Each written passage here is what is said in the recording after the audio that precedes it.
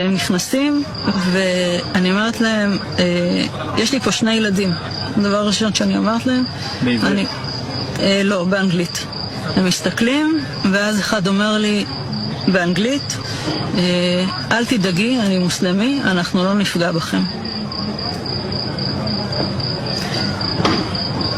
אני מוסלמי, אנחנו לא נפגע בכם. זה תפס אותי מצד אחד בהפתעה, מצד שני זה הוריד לי הרבה לחץ, וישבתי עם הילדים שלי, והמחבלים הביאו כיסא מהפינת אוכל, היה מחבל חמוש כל הזמן איתנו בממ"ד, והשאר מסתובבים בבית. אחד מהם רואה על השיש בננות, אומר לי, אפשר לאכול אחת? אמרתי לו, כן, אתה יכול לאכול אחת. הגדול קצת יותר נלחץ, הקטנה לא ממש הזיז לה, הייתה עסוקה בטאבלט שלה. מה שקפסי בערך 2 שעתיים,